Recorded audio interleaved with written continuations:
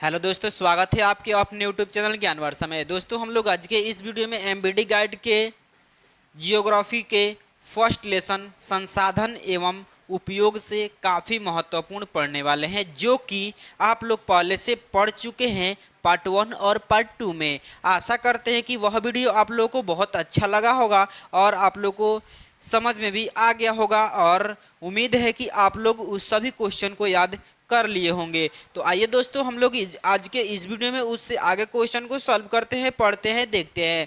तो दोस्तों, आज के पहला प्रश्न पे ध्यान दीजिएगा, यानी 31 नंबर प्रश्न। यदि आप वीडियो को नहीं देखे, यानी 30 तक प्रश्न आप नहीं देखे हैं, तो जाकर के पार्ट 2 में देख लीजिएगा और पार्ट 1 और पार्ट 2 दोनों वीडियो आप देख लीजिएगा। देखिए, हमारा 31 नंबर प्रश्न है कि मणिकर्ण भूतापीय ऊर्जा संयंत्र किस राज्य में है। यानी मणिकर्ण भूतापीय ऊर्जा संयंत्र किस राज्य में स्थापित है।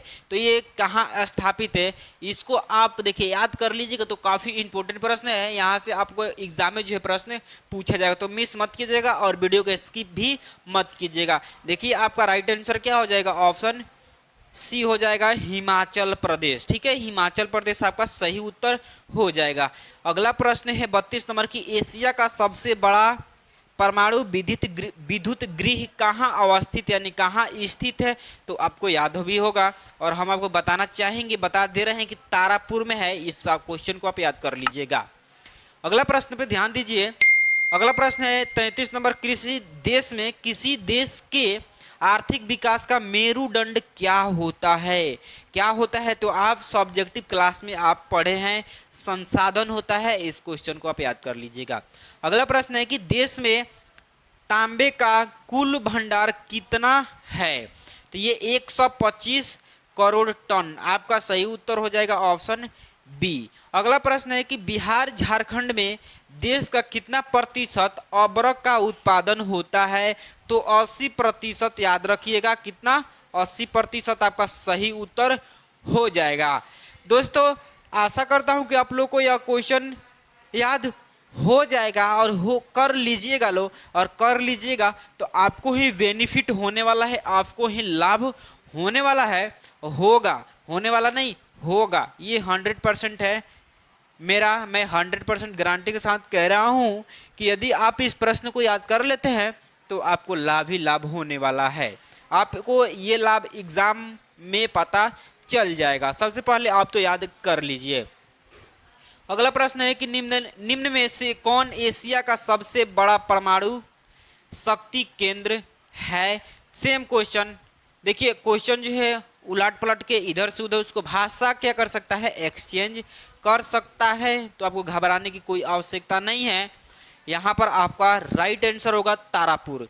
अगला क्वेश्चन पे ध्यान दीजिएगा। अगला क्वेश्चन है 37 नंबर की, अंतर्राष्ट्रीय स्तर का व्यक्ति स्थित तरीके से संसाधन संरक्षण की वकालत क्लब ऑफ रोम ने कब की। तो ये उन्होंने कब किया था, तो 1968 ईस्वी में, याद रखिएगा। अगला प्रश्न पे ध्यान दीजिए, कह रहा है कि संसार का सबसे कीमती संसाधन किसे माना जाता है। संसार का सबसे कीमती संसाधन किसे माना जाता है। तो आपका सही उत्तर हो जाएगा कच्चा तेल। याद कर लीजिए, कच्चा तेल, ऑप्शन बी हो जाएगा सही उत्तर। और मेरे दोस्त, अगला प्रश्न पे ध्यान दीजिए। अगला प्रश्न है कि फाल्ट विशेष आर्थिक क्षेत्र कहाँ स्थित है। फाल्ट विशेष आर्थिक क्षेत्र कहाँ स्थित है। तो आपको बता दूं कि इसका सही उत्तर होगा पश्चिम बंगाल। पश्चिम बंगाल इसका सही उत्तर हो जाएगा और ऑप्शन बी हो जाएगा। अगला प्रश्न है कि भारत का प्रथम निर्यात संवर्धन क्षेत्र कहाँ स्थापित है। तो कांडला हो जाएगा। ठीक है, कांडला हो जाएगा आपका सही उत्तर। हो जाएगा नहीं, होगा, याद रखिएगा। ठीक है, होगा। अगला प्रश्न है कि निम्नलिखित में से कौन प्रवाहनीय संसाधन है।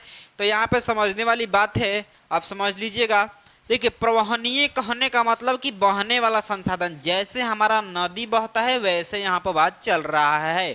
तो इसका राइट आंसर क्या होगा, इसका राइट आंसर होगा ऑप्शन बी, नदी हो जाएगा सही उत्तर। ओके, अगला प्रश्न पे ध्यान दीजिए और अगला प्रश्न काफी इंपॉर्टेंट है। अगला प्रश्न है ही नहीं, इस वीडियो के और पिछले भी वीडियो के काफ़ी इंपॉर्टेंट प्रश्न है और महत्वपूर्ण प्रश्न भी है। अगला प्रश्न है कि सौर ऊर्जा निम्नलिखित में से कौन सा संसाधन, ये सब मैंने आपको सब्जेक्टिव क्लास में बता रखा है, नहीं देखें तो पहले जाकर के आप सब्जेक्टिव क्लास को कर लीजिए। इसका सही उत्तर हो जाएगा नवीकरणीय संसाधन। सौर ऊर्जा कौन सा संसाधन है, तो नवीकरणीय संसाधन, याद रखिएगा। अगला प्रश्न है कि निम्न में कौन अनवीकरणीय संसाधन है। कौन अनवीकरणीय, तो अनवीकरणीय का मतलब क्या होता है कि एक बार उपयोग करें तो उसका दोबारा से उपयोग हम नहीं कर सकते हैं। तो इसमें से देखिए सौर ऊर्जा हो जाएगा नवीकरणीय, जल विद्युत हो जाएगा नवीकरणीय, पवन ऊर्जा हो जाएगा नवीकरणीय, लेकिन ये जीवाश्म ईंधन जो है ये क्या हो जाएगा, अनवीकरणीय संसाधन। Option B is the right answer. अगला प्रश्न है कि किसी राष्ट्र का सबसे महत्वपूर्ण संसाधन कौन है, तो मानव होता है, ठीक है, याद रखिएगा। अगला प्रश्न है कि वन्य जीव एवं प्राकृतिक संसाधनों के संरक्षण का संबंध भारतीय संविधान की किस धारा से है, तो 21वीं धारा से है, ठीक है, याद रखिएगा। अगला प्रश्न है कि शीशम कौन सा संसाधन है। शीशम को मतलब कि शीशों का जो पेड़ होता है ना, वो कौन सा संसाधन है, तो जैविक है, याद रखिएगा मेरे दोस्त। अगला प्रश्न है, देखिए अगला प्रश्न है किसका कथन है संसाधन होते नहीं बनते हैं, जिम्मरमैन का कथन है, याद रखिएगा। और एक मैं आपको यहाँ से एक और आपको सब्जेक्टिव प्रश्न एक आपको मैं बता दूं, काफी इंपॉर्टेंट है। आप बोलिएगा कि संसाधन होते नहीं बनते हैं, ठीक है, ये कैसे हो जाएगा भाई मेरे, कैसे हो जाएगा, जरा सोचिए तो सही। तो देखिए हम आपको एग्जाम्पल के तौर पे हम आपको समझाना चाहेंगे कि यदि क्या ले लेते हैं, मिट्टी ले लेते हैं, आपको हम बोल दे क्या, या फिर चलिए जल संसाधन ले ले, ठीक है। तो जल संसाधन क्या है, आपके भूमि के अंदर यानी कि भूमिगत जल के रूप में है वो, और हम बोले कि आप उस संसाधन को जाइए आप उपयोग कीजिए, तो क्या उसका उपयोग कर पाइएगा, बिना किसी तकनीकी के सहारा के नहीं न कर पाइएगा। यानी समझिएगा कि जो भूमिगत जल है यानी कि भूमि के अंदर जो जल है उसको आपको उपयोग करने के लिए बोल दे, निकाल करके पीने के लिए बोल दे, सिंचाई करने के लिए बोल दे, तो आप बिना तकनीकी के आप उसका उपयोग नहीं कर सकते हैं, नहीं कर सकते हैं। तो क्या हो जाएगा, वो संसाधन होते नहीं बनते हैं। और मैंने आपको क्या बताया कि जिसका हम लोग उपयोग करते हैं वही संसाधन होता है। हम आपको बताए थे ना कि जो वस्तु हमारी आवश्यकताओं की पूर्ति करती है वो संसाधन कहलाती है, वही क्या कहलाती है, संसाधन कहलाती है। ये मैंने आपको बता दिया है। तो जब हम जल को निकालेंगे तो हमारी आवश्यकताओं को पूर्ति करता है ना, तो क्या हो जाएगा, संसाधन हो जाएगा। तो संसाधन होता नहीं है, उसको बनाना पड़ता है, आप याद कर लीजिएगा। और अगला प्रश्न पे ध्यान दीजिएगा। अगला प्रश्न हम लोग देखने चलते हैं और अगले प्रश्न की ओर बढ़ते हैं।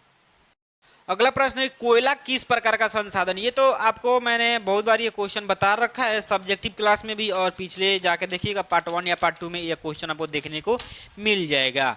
तो इस क्वेश्चन का राइट आंसर क्या होगा, अनवीकरणीय संसाधन। कोयला किस प्रकार का संसाधन है, तो अनवीकरणीय संसाधन राइट आंसर हो जाएगा। अगला क्वेश्चन है कि प्राकृतिक संसाधनों के संरक्षण के तहत 1968 में कौन सा कन्वेंशन हुआ था, तो अफ्रीकी कन्वेंशन हुआ था, याद रखिएगा। Option A is the right answer. मेरे दोस्त अगला प्रश्न पे ध्यान दीजिए। और अगला प्रश्न है कि राष्ट्रीय जल नीति भारत में कब लागू हुई, तो 2002 में लागू हुई थी, आप याद रखिएगा। और मेरे दोस्त आज के इस वीडियो में पूरे 20 प्रश्न किए, यानी कि टोटल हम लोग 70 प्रश्न देख लिए, ठीक है, टोटल 70 प्रश्न। इस वीडियो में 20 प्रश्न और पिछले यानी कि पार्ट 3 तक लेकर के, यानी पार्ट 1 से पार्ट 3 तक लेकर के हम पूरे 70 प्रश्न देख लिए। और आप लोग 70 प्रश्न याद कर लीजिएगा।